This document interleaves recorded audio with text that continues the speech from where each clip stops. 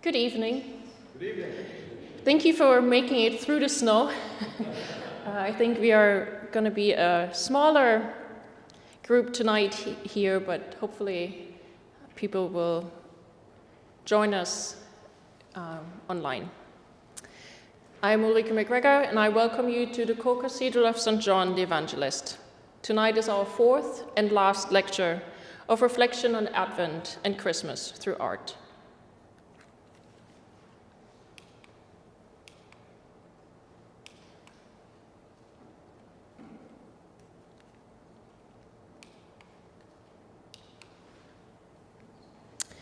As we approach Christmas, we will, through our three paintings tonight, first travel with Mary and Joseph to register in the census, as depicted in Peter Bruegel the Elder's work. We will then have the privilege to be intimate observers of the tender moment of Jesus' birth, as depicted by Murillo, and in the last extravagant picture, partake in the elaborate procession of the Magi as painted by Peter Paul Rubens. As we can see on the slide, our three works of art tonight are from the 16th and 17th centuries, covering the period of the Renaissance and Baroque. The first and third works to be presented this evening were painted by Bruegel and Rubens respectively. Both artists were from Antwerp in today's Belgium. And tonight's second painting, The Nativity, was painted by the Spanish artist Murillo.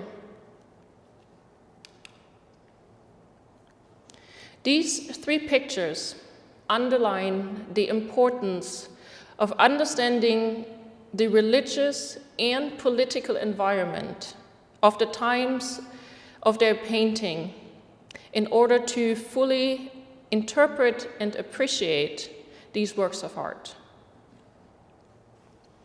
At the beginning of the 16th century, a number of events occurred that forever transformed the religious, political, and artistic landscape of Europe.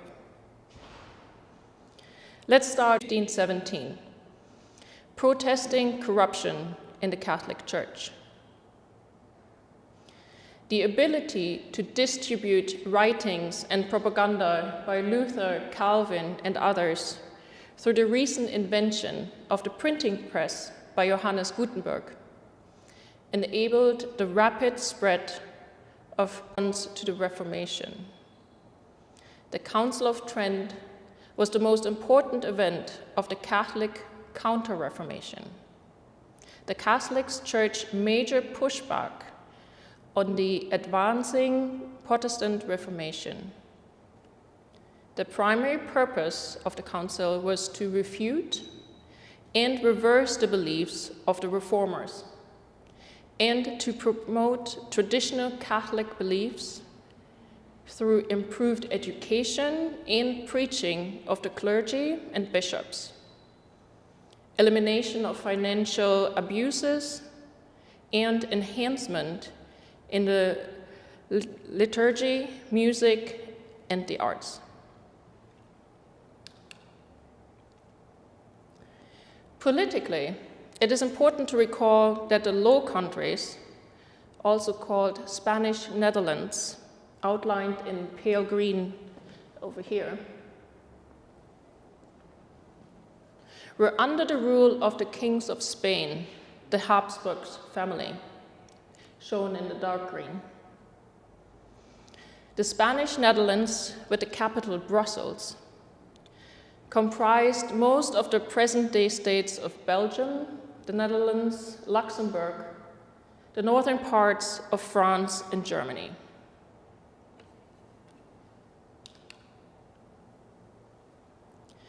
There was an ongoing political resistance, amplifying the emerging religious differences in the Low Countries against the Spanish government of King Philip II, who ruled over the Spanish Netherlands from 1556 to 1598. King Philip II of Spain was a devout Catholic and believed he was obliged to fight Protestantism. During his reign, Protestants in the Low Countries, many of them prosperous merchants, fled en masse to other parts of Europe. An extreme example was the city of Hoodschutt, where the population dropped from 18,000 people to 385. Antwerp, formerly the most powerful city in the Low Countries, lost more than half of its residents to this exodus.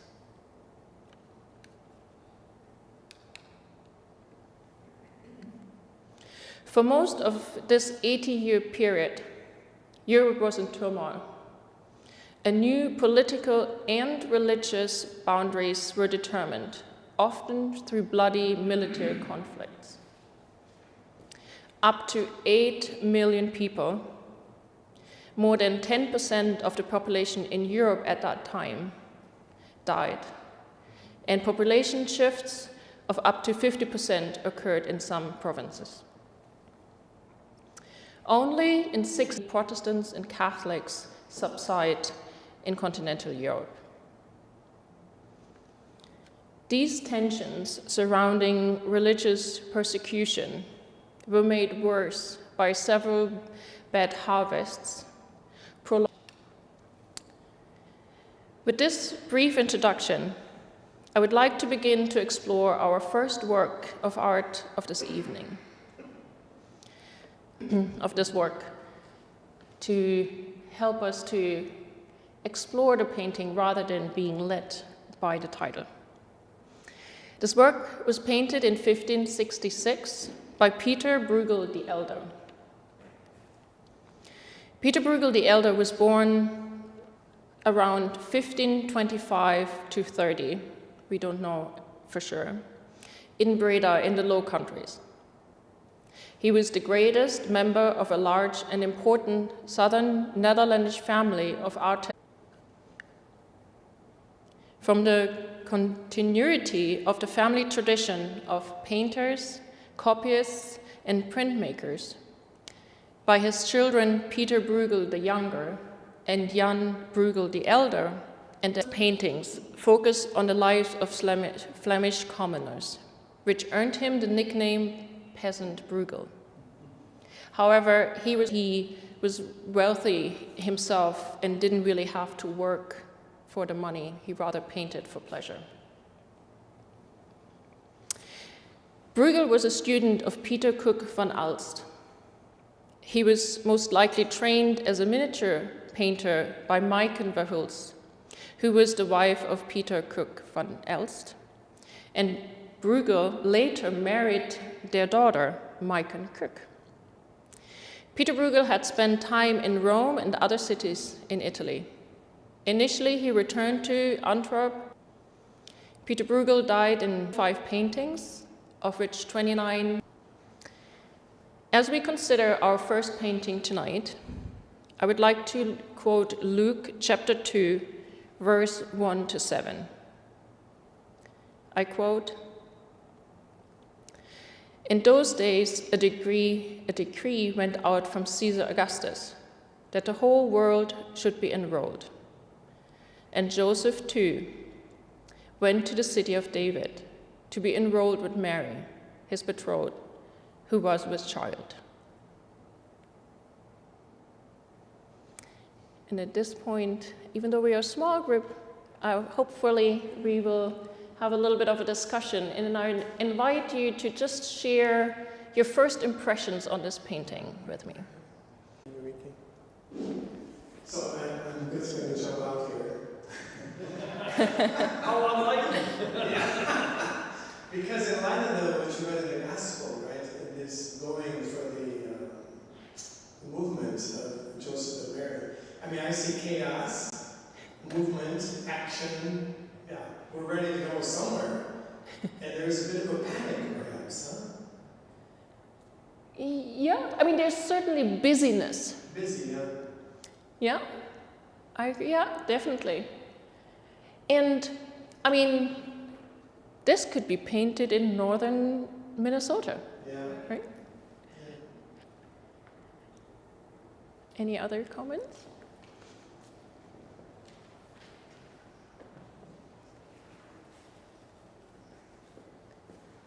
I agree. It looks like it's something right out. When I first saw it, I just figured it was something on the colonial days, and noticed the snow. I wouldn't have thought it would be snow in this part of the country for some reason.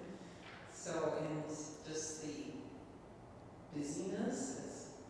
It's just a whole lot of flurry, and the trees accents the trees so much. Oh, it's a fun picture. There seems to, I mean, there's a crowd around whatever this hub of activity is here. Yeah. And that it almost feels like everybody is moving towards that. Yes. Yeah. Yeah. Very good. But there's also in the background, there appears to be a frozen river or lake, Yeah. and people seem to be ice skating, and this is, what, 1566? Yeah. And I have, and we can maybe start going through them. So maybe let me break up. So those are wonderful observations, exactly. Peter Bruegel, his paintings are so-called conversation pieces. He intended to exactly have his customers, or whoever bought a picture, to do what we were doing tonight. And he would have some dinner, but then they would step in front of the painting and try to work out all the details, what is in it. And quite often, Peter Bruegel had not necessarily one message in the painting, but multiple messages, and that could be kind of teased out as you were exploring the painting. The other thing, I think our eye is drawn to the snow, and the times in the 16th century, the Netherlands, it was extremely cold. So they had winters, long winters, extreme winters, where the rivers and the lakes were freezing over and they had a lot of snow. So lots of these activities, these days, they barely get any snow. So you couldn't necessarily do all this. And I think one thing that I would like to point out, that maybe it's not quite obvious, the angle as from standing and looking at the scene. It's almost like we're standing a little bit higher and kind of looking into the scene itself. So one could imagine it might be another hill, and we're standing on top of the hill and kind of looking into the scene.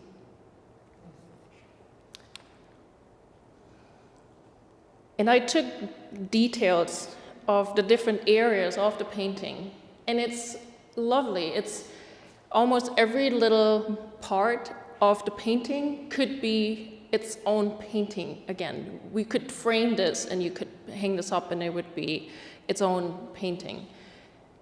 And yeah, people go about their own lives, they're busy, they're doing things. Taking advantage of the snow. There's a snow fight. Children playing, pastime. And how about that one? Snowshoes. Yeah, snowshoes, or actually probably maybe getting ready. There might be the new model 1566 ice skates. Yeah, that's true. I think that's true. So it's a wonderful documentation of details and utensils and place and pastime of people from more than 500 years ago. And other busyness, they were butchering multiple pigs. Another one is coming up. The woman is catching the blood to make blood sausage. And how about this?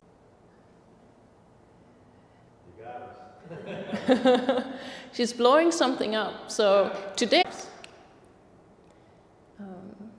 and in the back, but also time was passing. So they, even though now we think that's a long time ago, a long time has passed. If we set it into the religious, the old church, the old buildings, the old society is crumbling, and then there is I couldn't catch it. There's a new construction was built over here.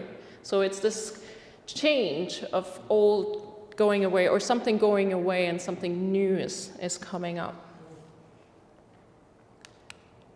And this was the crowd that you were referring to. Yeah. What about that crowd? Yeah. Yeah.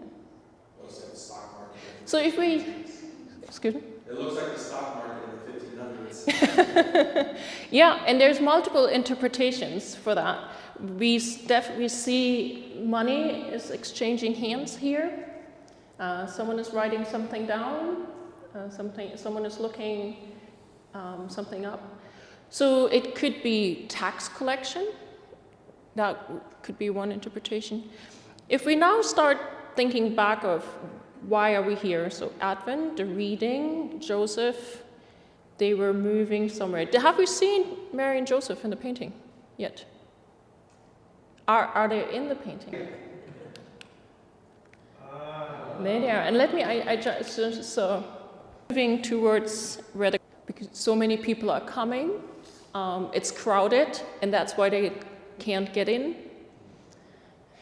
It is maybe where they have to rotation of this building, I think.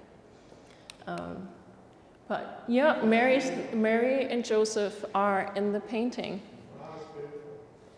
I thought so too.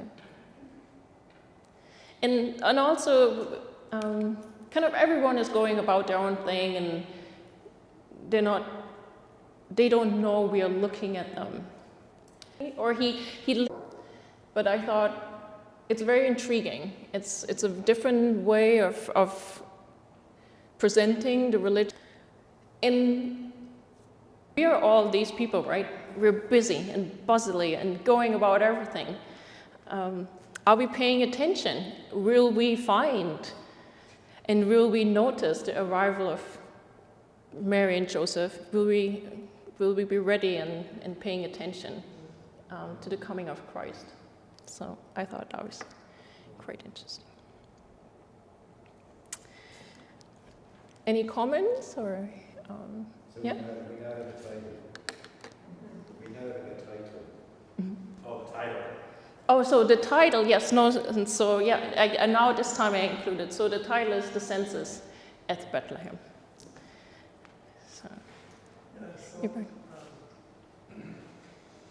Just a simple point. I so appreciated the gospel section you read it, so that's why I went immediately. There's action here, and yeah, but I didn't see them. But I love too the contemporary sense of snow, as we've mentioned already. Because we think of them going, no doubt there was no snow. oh, definitely not. Yeah. So the fact that he can lift this up to meet our circumstance and our present situation, I mean, then and actually now, Mm-hmm. is quite amazing. Yeah, I love it. Our nativity scenes, and she would set up like villages, and she'd set up tables, and there'd be like a frozen waterfall she'd set up, and an ice skating rink with a mirror and like cotton for snow. And it reminds me of what my mom had set up as a village, and there'd be people everywhere in this village. So I'm just a little bit confused now because we have Mary and Joseph in the picture, and yet we're talking about this scene being things that were happening in around, the mid-1500s. So I'm content to signify with the period of the picture. Mm-hmm. I think he had multiple goals when he painted the painting he did. We kind of touched upon that before, that artists like to pull ancient stories into their own time to make it more appealing to the market at that point. And one thing to remember with artists in the Low Countries, they had a different business model, let's put it like. So when I was presenting mostly paintings from the Italian artists, at that time many were commissioned. So they had patrons, and they were building a new chapel, and then they would go to the artist and ask, and then the paintings were mostly painted for the space and specifically. In the Low Countries, with this whole change in the religion, the Protestants very much, many of the churches were destroyed, many of the artworks was destroyed. So I think Peter Bruegel was trying to walk a very fine line. He was most likely Catholic. It doesn't say really, but I think he remained Catholic. But he followed the writings of Erasmus. In Erasmus, he was also a Catholic, but he very much acknowledged that, but there needed to be some reform. And I think Peter Bruegel had to walk the fine line of, he wanted to paint a religious-related painting, but not make it too obvious to run into trouble with the Protestants. Because he also was, even though he was most likely wealthy enough himself to not necessarily depend on selling his paintings, but he was moving in one's toes. So I think that's where, why we see the painting the way he did it, to a very fine line, kind of push the religious idea and the story, but make it not so obvious. And if someone wanted to see it, I think they would eventually see it, and if people wanted to just have a nice winter scene landscape, they could put it up as well. So I think it kind of worked for everyone. But it is astonishing that, 8 million people died and wars over 80 years in Europe. And it's about 12% of the population. And so these nuances of intermingling of politics and religion, we think it's all happening today, but it's all happened before. And this is a very, very good example of that. Yep. But it's carnage on a grand scale. Oh, we think the church is in trouble today. Yeah. Many times before. However, the Counter-Reformation kicked in, and the good news, a lot of people converted back to Catholicism. So again, today there's still hope.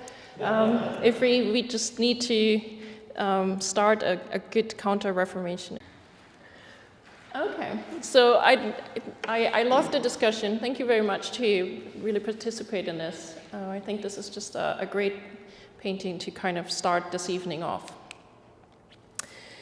And then with our second painting of the evening, finally arrived what we were thinking about and working for the last 4 weeks. We have come to the birth of Christ. We have arrived at Christmas a week early, but in our lecture series we have arrived.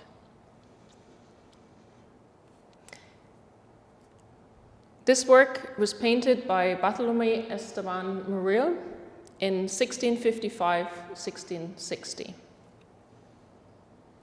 In Seville, Spain, where Murillo was born in December 1617, he was known as the greatest religious painter of his age.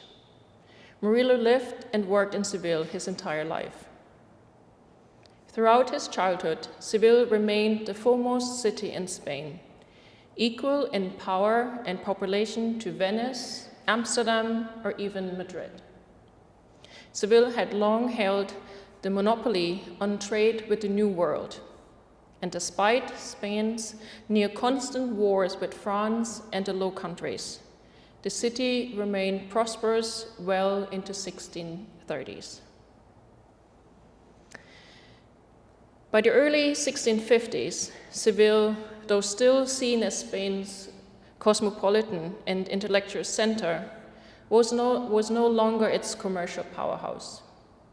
The city had lost its trade monopoly to Cadiz. A plague from 1647 to 1652 had wiped out nearly half of Seville's population. A catastrophe followed by famine, recession, and trade rebellion. Partly in reaction to this disintegration, Seville's religious orders, the Franciscans, Dominicans, and Capuchins, dedicated their considerable resources towards charity and commissioned artworks that celebrated that charity. Murillo was deeply devout. He shaped his life and career on service to the Catholic Church and its fraternities. Until the previous generation of unlike the previous generation of master painters, including Diego Velázquez, Francesco de Zubarán, and Alonso Cano, Murillo did not aspire to royal patronage. His connections to Seville's aristocracy and religious brotherhoods facilitated a flow of commissions. Murillo also painted sensitive portraits of local Seville peasants that offered an alternative strain to his impressive religious oeuvre. For 2 centuries after his death, Murillo was continuously seen as Spain's finest Baroque painter. However, he lost his reputation with the growing secularization of the society in the 19th century. His religious canvases and genre paintings documenting the street life came to be viewed as over-sentimental and kitschy.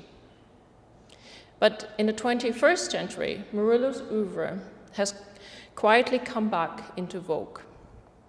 For example, this painting was sold from a private collector at the auction house Christie's in December 2007, and it was sold for £468,500. So, and more paintings are coming back on the market by him and other Spanish artists.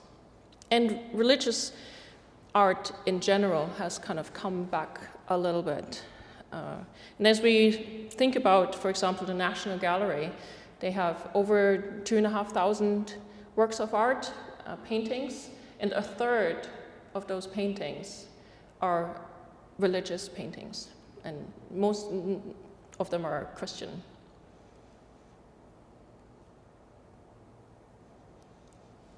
As we consider tonight's second painting, I would like to quote Luke chapter 2, verse 8 to 10 and 16. Now there were shepherds living in the fields and keeping the night watch over their flock. The angel of the Lord appeared to them, and the glory of the Lord shone around them. The angel said to them, "Do not be afraid, for behold, I proclaim to you good news of great joy that will be for all the people." The shepherds went in haste to Bethlehem and found Mary and Joseph and the infant lying in the manger. As we now have arrived at the birth of Christ, I would like to invite any comments.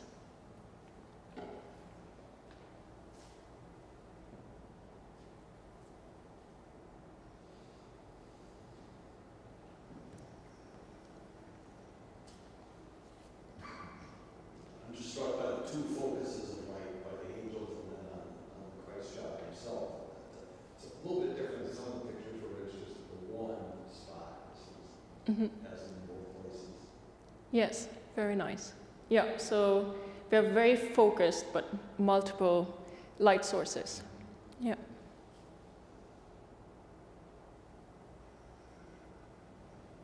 I noticed that the ox is still there watching over Jesus and the family. Yeah. So yes, he chose a very traditional depiction of the Nativity. And I particularly like the quietness. It's really just the Holy Family looking over Jesus and the ox, protecting them. Yeah. I love that the light from Jesus is illuminating Mary. It seems like not only is the light pushing the eye that way, but the light is also casting this really soft light on Mary and lighting her face. And Joseph too. Yeah, I agree. I think so. Yeah, Christ, the light for the world, really illuminating all of his surroundings, very much falling on Mary, but also on Joseph, because I think the candle is a small light compared to Jesus and wouldn't make much of a difference. Yes. And then we have a group of angels bursting into the scene and kind of proclaiming or celebrating the birth of Christ. And the shepherds? And yeah, so up here, that's why I kind of extended the reading a little bit, or the reading really pulling in the shepherds as well. And I kind of did a detail, but it's really hard to see. But we see the angel, again, illuminating the space around it, and then shining onto the shepherds, and you see kind of a bit of a sheep there.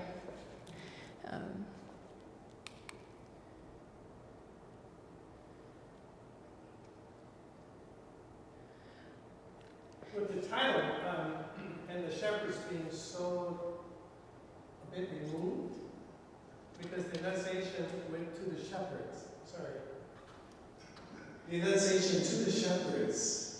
I'm just intrigued by the fact that the shepherds are so distant and quite removed. Mm-hmm. Does it mean anything?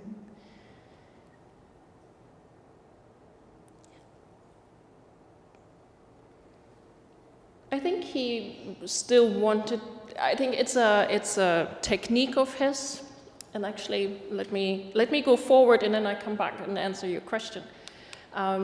Murillo kind of used that technique of presenting the main idea of the painting really much in the center of the painting. So this is the birth of St. John the Baptist, and he placed the main event in the center of the painting. But then he kind of creates a back scene just to complete the story. And so this is Elizabeth just after resting, after giving birth. And then he kind of uses the same kind of haziness. One is not sure if it's all in the same room or not, or if it's separate. And also he kind of seems to reuse his angels a little bit. The painting they're painted very much at the same time. You can't see the date on that. But he's kind of reusing his angels in the scene.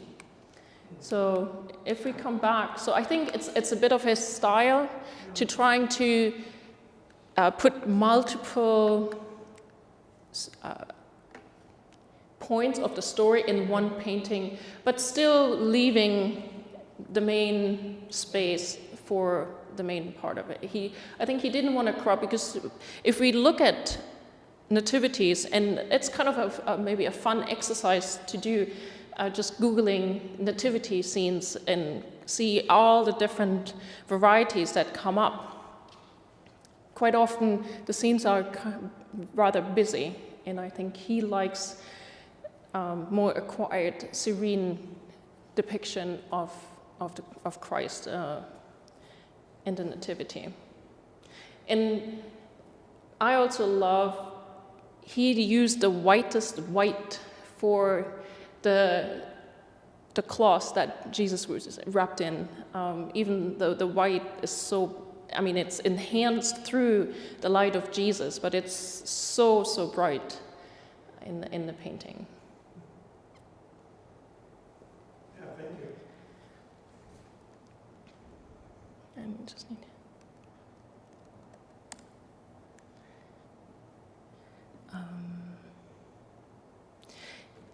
And we had touched upon this briefly. The keeping a painting rather dark and just working with kind of the spotlight, or making it very like a theater play, and keeping a lot of the rest of the painting in the dark. So that's called tenebrism.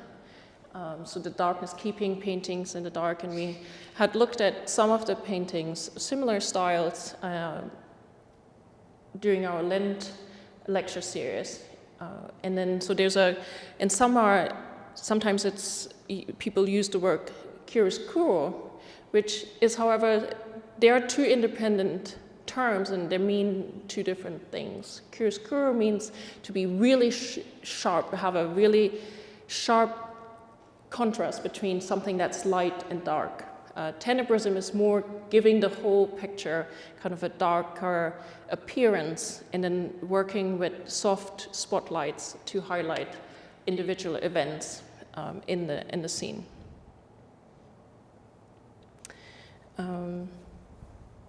Just kind of quickly looking over my notes. So yeah.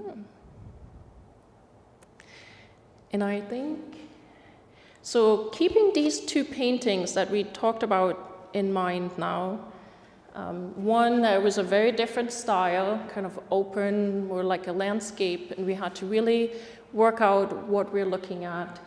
And then the second painting, a very calm, beautiful, relaxing painting that draws us in and really draws all the attention to Christ.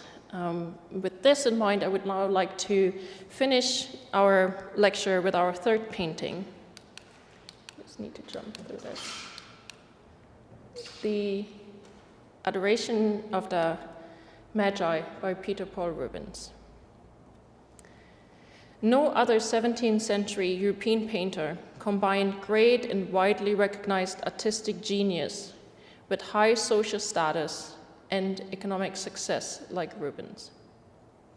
Though primarily a painter, he also made numerous designs for prints, tapestry, architecture, sculpture, and decorative objects. His abundant work is strikingly versatile in its subject matter, including paintings of mythology,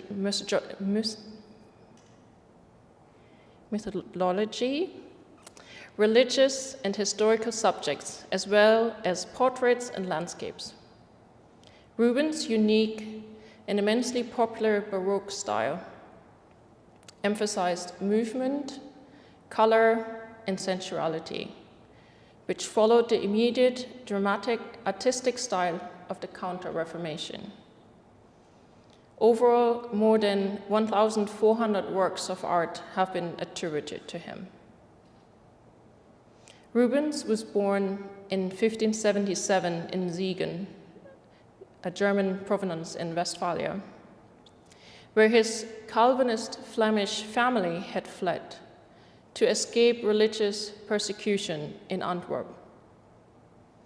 In 1578, they moved to Cologne, where the artist lived until his return to Antwerp in 1589.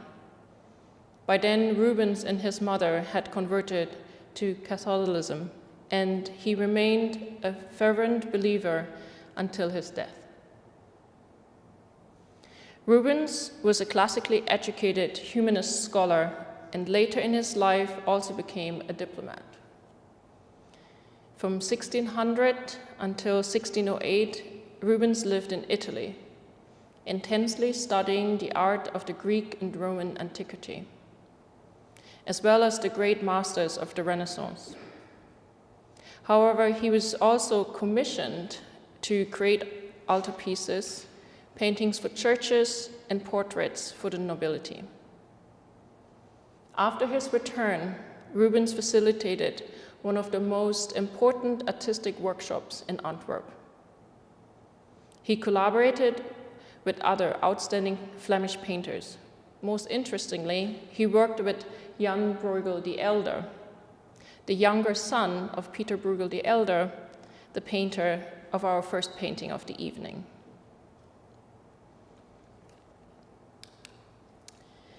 After several decades of war, the Spanish Netherlands began a period of peace. In 1609, when the Spanish monarchy and the United Provinces of the North signed the 12-year truce.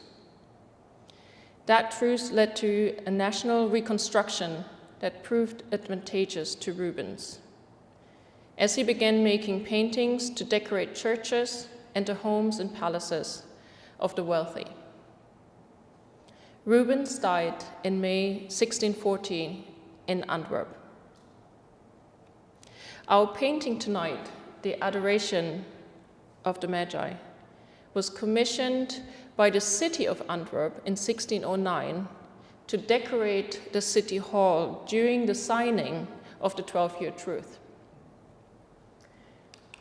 Interestingly, later the painting became part of King Philip IV's collection.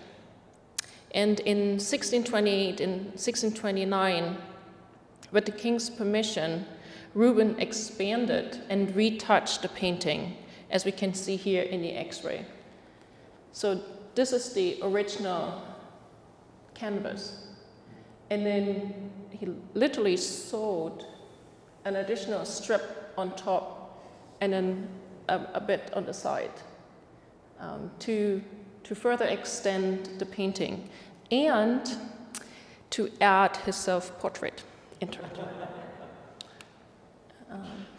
So he's over here. So he's in the new strip. And he likes to do that. And we know of other artists that kind of like to put themselves into the painting. So as we consider our third image of the night, I would like to quote Matthew chapter 2, verse 1 and verse 11. I quote, "When Jesus was born in Bethlehem of Judea, in the days of King Herod, behold, Magi from the east arrived in Jerusalem. And on entering the house, they saw the child with Mary his mother, and knelt down and paid their homage.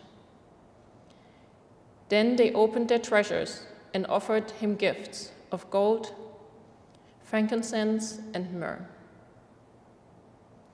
So how do we feel about this in style, so very contrasting painting of the evening?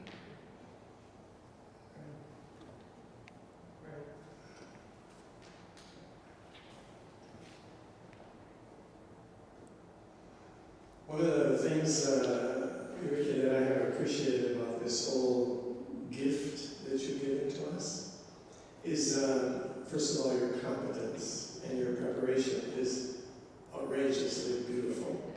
Obviously, a lot of time. You're a scientist too, so it all shows up here because it's put together with everything. But we all have, me too, fixed pictures and fixed ideas of how the mystery of love and the mystery of salvation unfolds. So I have a fixed idea about the Magi, and this is not it. And I like it, because this is what I appreciate about what you have done for us, is it kind of calls us to let go of maybe the way we have it figured out, and to ask ourselves the deeper question about the meaning, and about what is revealed, and the mystery of salvation. So this, I've seen beautiful, very simple Magi visiting, with almost nothing else going on. And here, there is a lot going on. So I like it, because it undoes my plan. And that needs to happen. And I try very hard. I look at a lot of pictures and paintings and sculptures, works of art, to try to tease out something that will trigger a certain response or a certain change in our way we have seen a certain scene so far for our lives. And what this series does for me and what the Lenten season did for me was when I was, because we always are a little bit ahead of the church readings, when I then would hear the readings, I in my mind would go through the paintings and it would kind of, the stories would come alive a little bit. So, and yeah, this is definitely alive. So.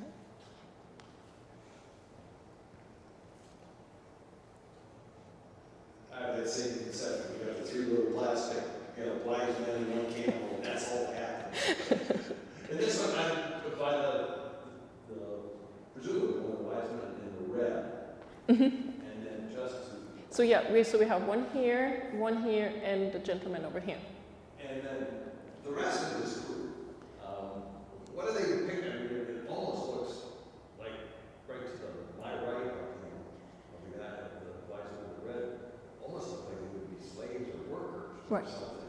Yes. So, and maybe, you know, if you've got three wise men, three kings sometimes, they're bringing around the whole entourage, they don't belong, I don't know, but yeah, I had no real thought about this. It looks like, you know, a small little house lot going on. Yeah. A lot of different characters, very different type of characters. Yeah. Maybe that's good, maybe that's us too. We're a lot of different, we have a lot of different gifts, we're a lot of strange characters. I would just, to follow up with your last half sentence, because it is for all of us. So Jesus comes for all of us. It's not for the rich, for the powerful. He comes for the shepherds, but for all of us. And so Rubens wanted to express that in his painting. Yeah, there's many people from different walks of life in that painting. Obviously, he breathes the idea of Baroque. I mean, and he was colorist. He loved the colors, and it just jumps out of the picture. I mean, he uses the reds and the blues and the greens, and he very much in detail. These Baroque, the mantle of the Magi, and then he loves his muscular man, and also the women are. There's an expression. It's called Rubenesque, when the women are a bit fuller. But now, and that's sometimes the mistake we make, or the contemporary viewer makes, that, well, why is he doing that? That's not flattering. But when we think back to 1609, 1630, that was very flattering, because it showed that the women, the families were very wealthy and prosperous, because they were the ones that could afford to buy food. And also we are in Belgium, so we have lots of butter and cheese and milk. So if you were able to buy these things, it probably would show. And just to pull out a few details here, and I just would like to give you a little bit of background on this. So the convention is that one of the three Magi is being depicted as a black African. Interestingly, Rubens, he was living in a time when it was important for scientists and artists and the learned people to try to really kind of see, to touch, to really do the right thing, to fully understand and appreciate. And so this is a painting that Peter Paul Rubens made kind of at the same time, 1609, from an engraving of an actual king from Tunis. And he really liked this, and then he used his painting and then transferred the real king into the painting of the three Magi. He just wanted to be true to representing a true king in his painting. So he kind of liked to do that. So he, in multiple paintings, he would kind of go back to his original paintings. And it was very dear to him. It is documented that he kept this particular painting his whole life. So he never sold that painting. And then one other thing.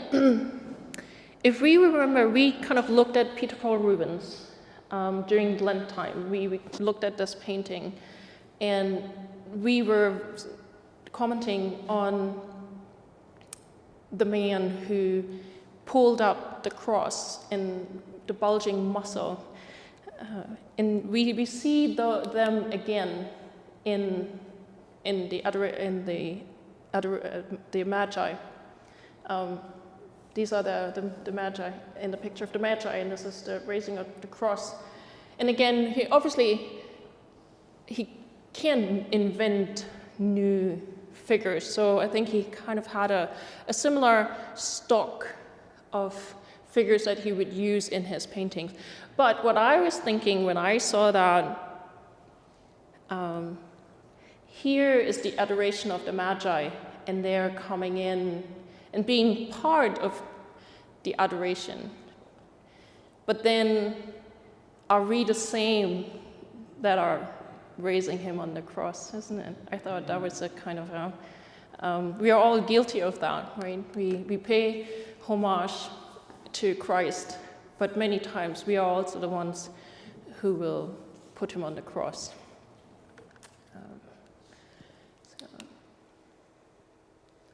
Any other comments? I think we maybe have just 1 or 2 minutes. Yeah, one thing I'm really struck by is it seems like Rubens really kept the struggle of the time in this image, especially with the Magi coming to adore Jesus, but it's not lost on me that those pillars behind Mary are Roman pillars, right? Herod just had sent out, searching for the firstborn, right? Sent out this thing to massacre, slaughter all the firstborn children. So on one hand you have a Magi adoring Jesus, and then you're instantly reminded of Rome and the power that Herod had over the people at this time. And then, I see torches that makes me think, and I think there's a Roman soldier behind us. Yes, yeah. So we have some soldiers here. That it's Jesus being adored, but it's also people looking essentially for him, right? Following the orders of this guy Herod, who's under the influence of Rome. It's just, there's a lot going on here, right? Mm-hmm. The adoration, but also the despair and the tragedy that Jesus came into the world during is really, I think, powerful for me.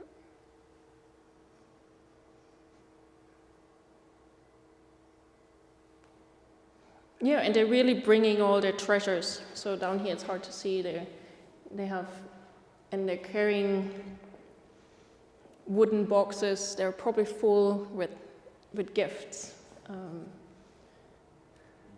And as you see, there's all kinds of. Quite often you had smaller people, but they're all there. We have the soldiers, and everyone is interested. And I think that's true. It's the what's going on. Everyone wanted to find out what was it about, what is Christ. But then also just this part of it's so beautiful. Again, Christ, the light, she so beautifully radiates the light onto Mary and her face, and then kind of right here onto the first Magi as well. And is Joseph in the back like that? So.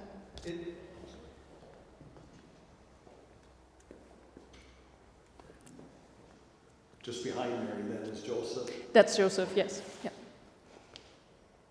Nice horse. Yeah. Belgium horses there.